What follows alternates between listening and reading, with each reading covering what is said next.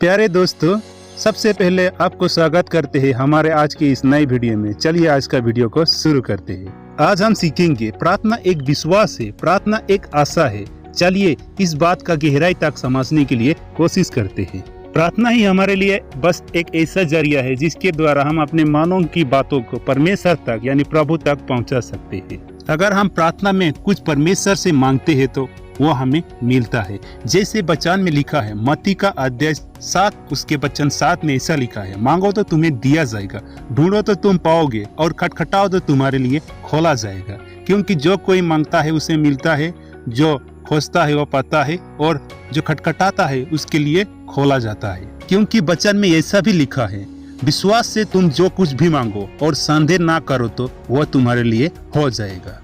अब आते हैं आज के हमारे विषय के ऊपर, जो है प्रार्थना एक विश्वास है, प्रार्थना एक आशा है। इस बात की गहराई तक हम समझने के लिए 2 एग्जाम्पल को लेते हैं।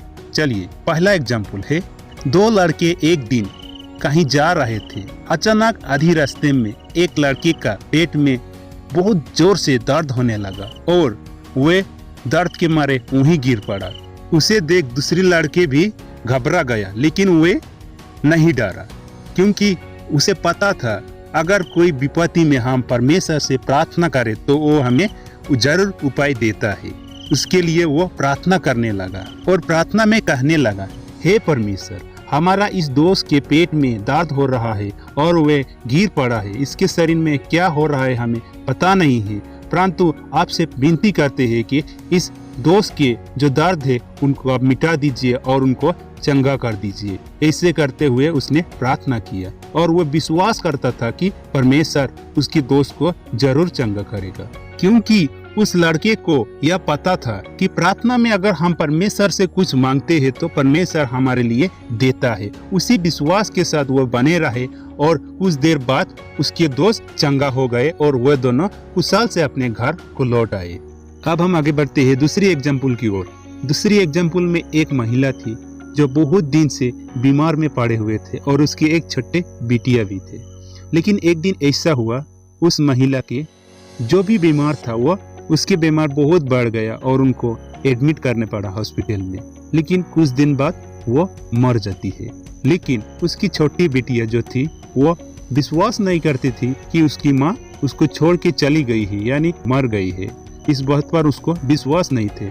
डॉक्टर लोग बिटिया को समझाने के लिए कोशिश करते थे, लेकिन वो कभी किसी के बात नहीं मानते थे, क्योंकि उसकी माँ उसको छोड़कर जा ही नहीं सकती है। बार बार यही बात बोलती रही। आखिर में उस छोटी बिटिया डॉक्टर साहब से रिक्वेस्ट करता है कि उसको उसकी माँ से एक बार मिलना है और उससे बातें करना है।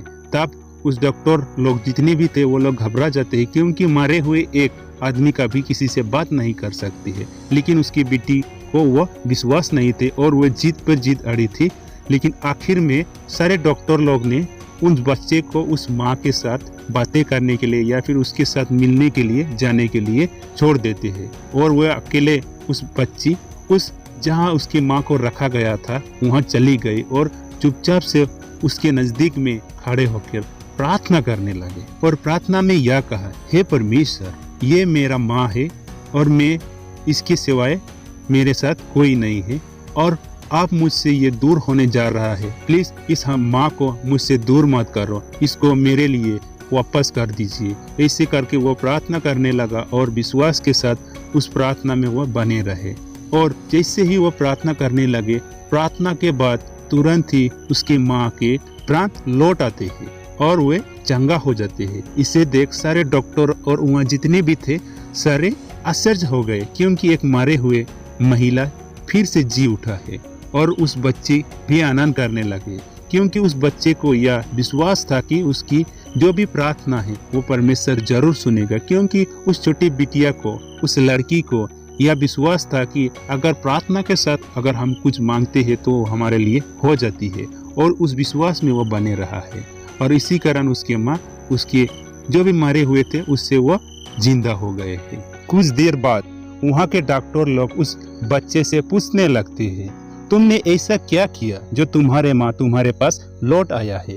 तब उस बच्ची ने अपने मुंह से बोलता है, मैं प्रार्थना करके परमेश्वर से अपने माँ की प्राण को लौटाने के लिए प्रार्थना किया और परमेश्वर मेरे प्रार्थना सुन लिया और मेरे माँ को मेरे पास लौटा दिया है। यही आज की इस दूसरी एग्जाम्पल का अर्थ था। अब ये दो घटना में एक बात कॉमन है, जो प्रार्थना के साथ आशा और विश्वास जो था वही। अगर हम प्रार्थना करें विश्वास के साथ और हमें कोई भी प्रकार की संदेह नहीं है तो हमारे लिए वो हो जाता है। सिर्फ हमें प्रार्थना के साथ में उसे निश्चिंत रूप में संदेह किए बिना उस विश्वास में बने रहना चाहिए। आज के लिए हमारा वीडियो बस यहीं तक था। तो इस वीडियो को जरूर लाइक, कमेंट, शेयर